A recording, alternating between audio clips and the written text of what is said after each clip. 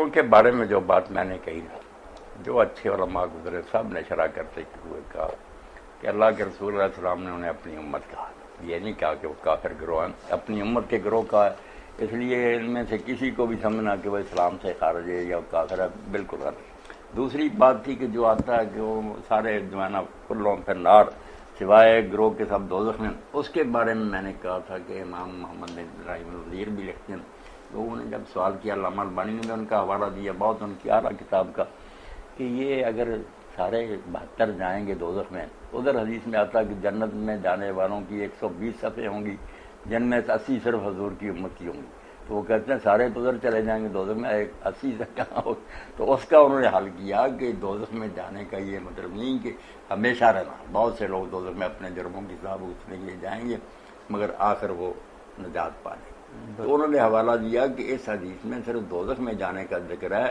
آگے ہمیشہ رہنے کا کوئی لفظ نہیں، یہ تو اس حدیث کا معاملہ تھا۔ باقی وہ آگے جو ہے نا آیت میرے علم میں نہیں، اب مجھے یاد نہیں کیا بات ہوئی، وہ میں نے حوالہ غالباً شاہ ولی اللہ رحمۃ اللہ علیہ کی حجت اللہ البالغہ کا دیا ہوگا کہ قاتل احمد کے بارے میں قرآن کہتا نا کہ جو جان بوجھ کر مومن کو قتل کرے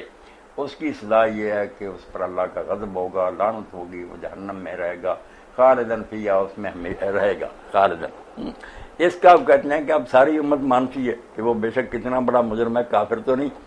اور لفظ ہے خالدن کی تو تشریح کرتے ہوئے علماء نے کہا یہ اپنی طرف سے جو آپ کہتے ہیں نا کہ جس کو جی چاہے گا لوگ، ایسی نہیں بات،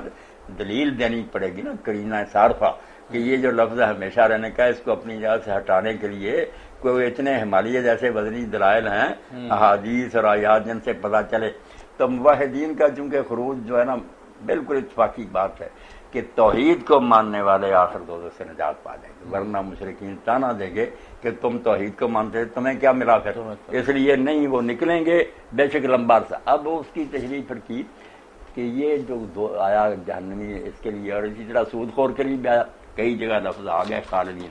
تو یاد رکھنے کی بات ہے کہ خلود جو ہے نا یہ ہمیشگی، ہم ترجمہ کر رہے ہمیشہ، اس کا نہیں ہمیشہ رہیں گے۔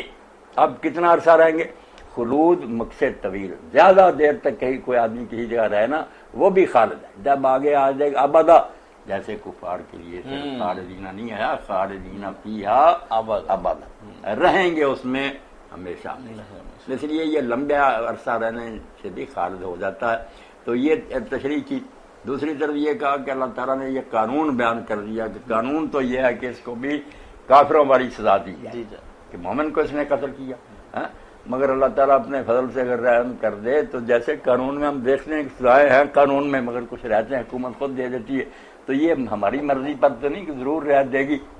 گنجائش ہے کہ شاید اللہ فضل کر دے۔ بعض لوگوں نے یہ تشریح کی کہ سزا یہی بنتی ہے اپنے فضل سے اللہ تعالیٰ اس میں کچھ تخفیف کر دے تو عدالت کو حق ہوتا ہے سزا میں کمی کرنے، تو دلائل چاہیے۔ آپ یہ خطرہ جو محسوس کرتے ہیں بالکل ٹھیک ہے کہ اس کو بچوں کا کھیل نہیں بنایا جا سکتا کہ جس کا جی چاہے جیسے آپ کو چاہے پھیر لے، دلائل دینے پڑیں گے۔